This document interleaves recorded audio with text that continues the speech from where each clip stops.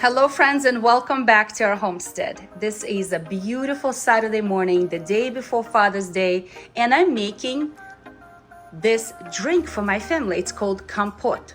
Kompot, Ukrainian kompot, just like my mama used to make. It's a very basic way to serve sweet and delicious fresh drink to your family, non-alcoholic obviously, to your family. And sometimes, Americans call it poor man juice because it is. You can stretch $1 by, instead of buying juice, you can make it yourself. So here are the ingredients. The basic ratio that will serve about 4 to 6 people. Obviously I'm making a bigger batch because I have a big family, but one basic recipe that will serve 4 to 6 people. You need 6 cups of water in a pot and 2 cups of your fruit or berries of your choice. I am mixing fresh strawberries that just came from the farm. Look how beautiful they are. And I have some rhubarb from the garden.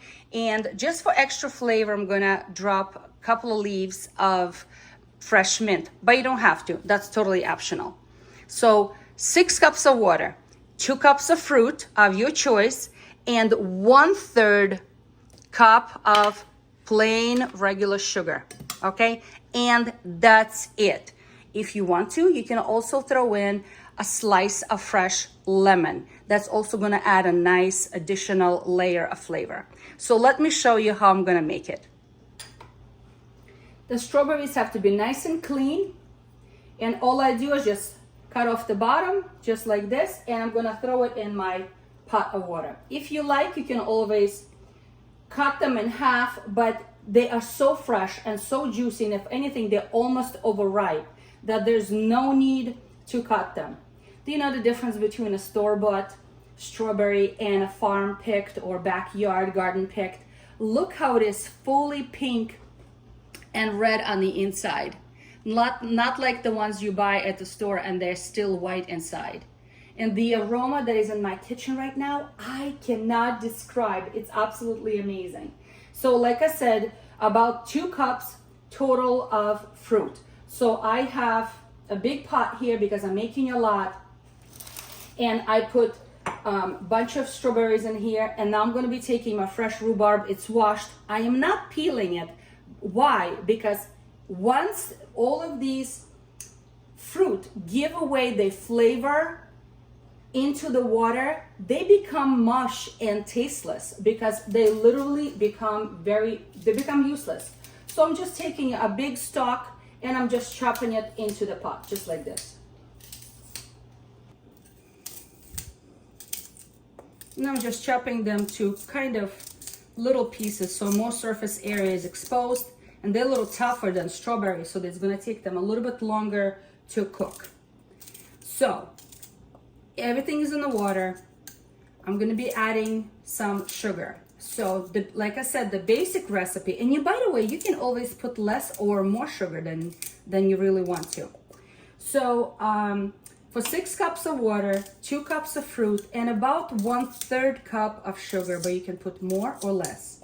Now, with respect to my family members who are trying to watch their sugar intake, whether it's by choice or by doctor's recommendations, they're watching their sugar intake. So I am not gonna put sugar in here at all. So this is gonna be my little trick that I'm gonna be doing. So once this is all cooking, let me just finish cutting this all up just into chunks. It doesn't have to be perfect. It doesn't have to be anything specific. You can do this on a cutting board, by the way, but I am not doing that. All right, so also because rhubarb is very tart, that's why it sounds like it's a lot of sugar going in here, but it's really because rhubarb is very tart. You guys know that. What a perfect combination. Marriage made in heaven, strawberry and rhubarb. Absolutely wonderful. You can make pies with that. You can make crumble with that. Oh my gosh, so good. All right, so I'm making kompot, a good old-fashioned Ukrainian, I think Russian word too, kompot. So I cut it all up in here, and let me add a little bit of this beautiful mint. and I had issue with some pests because my garden is organic. I had some spring pests that attacked and they were damaging my bottom leaves. So I'm not going to be using them. I'm going to be using just the top good leaves. So I'm just going to throw them in here. Just like this. You can also chop them if you want. I'm not going to do that. I'm just going to throw them in here. And mint adds such a wonderful aroma and will add a nice earthy flavor to my compot. You know, I remember when I was in my young days back in the old Soviet Union, we lived in Latvia, and my church youth group used to go camping for a few days. So we would go camping, and in the evening we would make a big pot of mint tea, and the whole forest would smell like mint.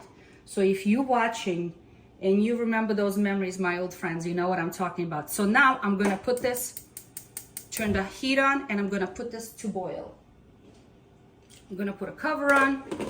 Once it comes to boil, I'm gonna see bubbling. I'm gonna turn this down to simmer, nice and slow. It's gonna allow all this fruit to give away all of the beautiful color and sweetness into the water, and the water is gonna become flavorful. Now, if you're using sugar at this point, 1/3 cup, or you can put more, or you can put less, should go at this time as well, because it's gonna help to dissolve and pull the flavor out of the berries as well. This is a really good time to add, but I'm not gonna do it. I'm gonna show you my little trick at the end of the video, so stay tuned and I'll show you what I'm gonna do to help my family members and how we're gonna drink this beautiful compot. It just came to a boil. Look at it. Do you see how everything is getting nice and pale? It's because the fruit are giving away all of their goodness into the water, and that water will become compot. Delicious, sweet, yummy, so fragrant. All right, the cover goes back on. The heat goes way, way down to the lowest setting. And now I'm gonna let this sit and cook. Simmer, I should say, for 20 minutes, maybe 25 minutes. So how are we going to sweeten this compot? Well, for those who love honey, and we love honey in my family, so I have this beautiful honey from last season and it's beginning to crystallize. And everyone will be able to sweeten their compot with honey, and I'll show you how we're gonna do it. But those who cannot have too much sugar in their diet, we're going to be using monk fruit, but this one is erythritol and sucralose free. So it's powder, and I mixed it equal part, 1/2 cup of monk fruit to 1/2 cup of hot water. And I'm just stirring it, and it's going to become nice, beautiful, and very sweet syrup. So now when somebody's pouring into their glass compot, they're going to be able to add the sweetener of their choice, and they will sweeten with this beautiful, very, very sweet syrup. So this is going to be the sugar-free syrup. So let it sit on the side and chill. And I'm going to be serving it in a nice, beautiful dish. Not dish, but yeah, vessel, I guess I should say. We're also going to be making honey syrup. Now this can be made with regular sugar, and you all know about simple syrup and how to make it, just with water, hot water, and sugar, so it nice dissolves. But because I am using honey for my family, and this honey is already crystallizing, it's going to be very difficult to dissolve in cold compot, because compot is served cold, chilled, right? So it needs to sit and chill in the fridge for several hours. So I'm going to be making a simple syrup using honey. I put a cup of warm water, not hot water, or warm water, because honey does not like boiling water. It's going to kill all the good beneficial enzymes in the raw honey that I have here. So I'm mixing it with just warm water. It's boiled and chilled now. So I am going to be putting 2 to 1. So 2 cups of honey to 1 cup of water. and I'm gonna give it a taste. It's supposed to be very sweet because it's like a simple syrup, right? So this is gonna be my sweetener for Kompot for those who wanna use honey syrup. That is my trick. So everyone in the family will be satisfied and will be able to enjoy this beautiful and delicious Kompot to their desire, either with monk fruit sweetener or with honey sweetener. So I hope that my family enjoys it as much as I do, because we do love Kompot and I'm so excited about it. All right, so let me add a little bit more. Okay, and I'll make sure that everything is dissolved so I can give it a taste. And then of course I will pour again into a beautiful little container, so it will be very pretty on my holiday Father's Day table. Okay, this bad boy been cooking for 20 minutes, and I'm gonna turn off the heat. Turn off the heat, and now look at this beautiful pink liquid. The aroma is unbelievable. And if I pick up a strawberry, look how pale it is. And it's completely mushy. So it gave it all the way into this liquid. Now remember, this is not sweetened at this point, right? We're gonna be sweetening it as we're serving. But you can always sweeten it now or even in the beginning. And remember the ratio: for 6 cups of water, 2 cups of fruit of your choice, and 1/3 cup of plain white sugar. All right, so now I turned off the heat, the boiling stopped, simmering stopped. Now it needs to chill, it needs to calm down.